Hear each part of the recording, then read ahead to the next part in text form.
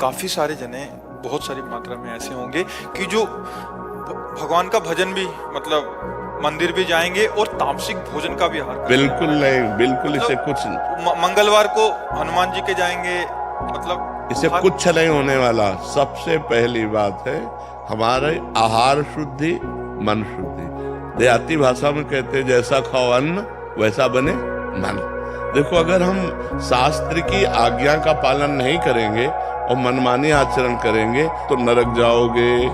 पहले आहार शुद्धि, मन शुद्धि। अगर जैसा खाओ अन्न वैसा बने मन। किसी भी प्राणी को दुख देना। हनुमान चालीसा का भी पाठ करते हैं। ये अपनी वासनाओं की, अपनी जिह्वा को थोड़ा रोको यार। शराब पीते हो, मांस खाते हो, अंडा खाते हो, इस तरह के व्यवहार करते हो और हनुमान जी और शंकर ये ऐसे प्रसन्न हो जाएंगे, ऐसे काम बन जाएगा? कुछ नहीं बन जाएगा। अवश्य में भोक्तव्यम कृतम कर्म शुभाशुभम। जो तुम कर्म करोगे तुम्हें भोगना पड़ेगा। चाहे मुर्गा हो, चाहे बकरा हो, सब जीव अपने प्राण बचाना चाहते हैं। सब जीव, तुम उनको काट कर खाओगे वो भोगना पड़ेगा। राम जी के रूप में भगवान ने यदि बाली के चरण में बाण मारा तो भगवान श्री कृष्ण के चरण में व्याध के रूप में उसने बाण मारा। देखो ना, लीला देखो। भगवान ने अंतिम अपनी लीला जो श्री कृष्ण लीला है वो यहाँ संपन्न की कि भगवान के चरण में व्याध जो है बाण मार रहा है। अब आप विचार करो, जब वो सरकार समर्थ होते हुए भी अपने लीला का लीला दर्शन कराते हैं। श्रवण कुमार के वध का संयोग बन गया दशरथ जी के हाथ से, शब्द वेदी बाण मार दिया। तो देखो उनका जो कर्म था वो तड़प तड़प के अपने पुत्र भगवान राम के वियोग में प्राण त्यागना पड़ा कि नहीं पड़ा? भगवान उसको मिटा सकते थे लेकिन भगवान नहीं मिटाते। अवश्य में भोक्तव्यम गीता जी में कहा। इसलिए हमारी प्रार्थना है कि तमोगुणी भोजन का त्याग करो, सात्विक भोजन और संयम से रहोगे तो तुम में जो बल आएगा वो एक महान पवित्र बल होगा। आज बल नहीं दिखाई देता, चेहरे में कांति नहीं है, विचार में पवित्रता नहीं है। ऐसा नहीं, हम पशु नहीं हैं, हम मर्यादा से चलने के लिए हैं। हमारी मर्यादा बनाई गई, शास्त्र मर्यादा हमारी कानून व्यवस्था है। यदि हम शास्त्र मर्यादा से चलेंगे, शास्त्र कानून से चलेंगे तो हमारा मनुष्य जीवन सार्थक हो जाएगा, नहीं तो निरर्थक हो जाएगा। जैसे आजकल बच्चे कहते हैं हम स्वतंत्र हैं।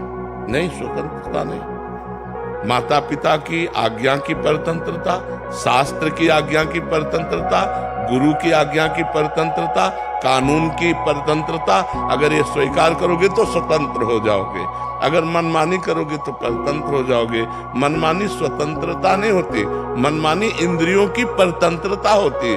जो इंद्री कहती वही हम कहते हैं। आप अपने को स्वतंत्र समझते हैं, इंद्रियों के गुलाम, मन के गुलाम, तो स्वतंत्रता कहाँ है? स्वतंत्रता तब होगी जब हमारी बात पुनः समझ ले। शास्त्र आज्ञा के अधीन चलोगे, गुरु के अधीन चलोगे, संतों की वाणी के अधीन चलोगे। भगवान शास्त्र और संतों के रूप में विराजमान है तो आप स्वतंत्र हो जाओगे, माया मुक्त हो जाओगे।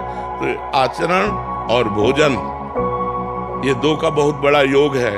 अगर हमारा भोजन ठीक तो हमारे आचरण ठीक होंगे, हमारे आचरण ठीक तो हम भगवान को प्रसन्न कर सकते हैं। गंदा आचरण। अभी कल परसों एक प्रश्न आया था कि गांव देहात में महाराज जी क्या है कि छोटे छोटे देवी जी के मंदिर हैं और गांव में किसी के घर में बच्चा हो रहा है या शादी हो रही है तो महाराज जी बकरा लेके और फिर उसका वो करते हैं, बलि देते हैं। फिर महाराज जी फिर पूरे गांव वाले आते हैं, फिर पूरा मांस वो करते हैं, मंदिर भी जा रहे हैं महाराज जी, देवी की आराधना भी कर रहे हैं। ये सब ये आसुरी वृत्ति है, इससे भगवत प्रसन्नता नहीं होती। हम सबको बताना चाहते हैं, जगदम्बा को जगत जननी कहते हो तो बकरे की भी माँ है। जगत जननी है ना, माँ अपने पुत्र की बलि से प्रसन्न कैसे हो सकती है? हमें तो नहीं समझ में आता। और जब वो जगत जननी है तो बकरे की भी माँ है, वो भैंसे की भी माँ है, वो गाय की भी माँ है। वो माँ जो जगत माता है वो अपने पुत्रों की बलि से प्रसन्न कैसे हो सकती है? अगर वो प्रसन्न होती तो तुम्हारा मंगल हो जाता। किसका मंगल हुआ बकरे की बलि चढ़ाकर? हमें बताओ। देवी अप्रसन्न हो जाएंगी अगर नहीं किया ऐसा, तो महाराज जी ये भी माने। अरे अगर वो अपने स्वरूप में आ जाए तो सबको चाट जाए उनको। वो तो महाकाली है, महाकाल स्वरूप भी है, तो वो दुष्टों का संहार करने के लिए रूप माता जी ने धारण किया। वो दुष्टों का खून पिया, जो संसार के पवित्र जीवन जीने वालों के लिए वो मृत्यु काल रूप थे, जैसे महिषासुर, शुम्भ निशुम्भ, रक्त बीज। माता जी ने इनका संहार किया। इन बकरी बकरों का थोड़ी संहार करने से माता जी प्रसन्न हो जाती है। ये तो मूर्खता है, कोरी मूर्खता है। कभी माता जी प्रसन्न नहीं होती। हमें लगता है कभी ऐसे कार्य नहीं करने चाहिए और ये सोचो कि माँ प्रसन्न हो जाएंगी, मुझे ऐसा नहीं लगता। माँ ऐसे नहीं, कुपुत्र हो जाए थे क्वचित कुमाता न होती। माता जी तो तब प्रसन्न होंगी जब सब पर दया करने लगो, सबको सुख पहुंचाओ, नाम जप करो, अच्छे आचरण करो, तो जगदम्बा प्रसन्न हो जाएगी। अगर फिर से उनको प्रसन्न करना है महाराज जी, और ये प्रथा चली है, और जैसे किसी के घर में पुत्र, देखो शास्त्र में विधान है, नारियल की बलि, नींबू की बलि, इनकी बलि सात्विक बलि दे।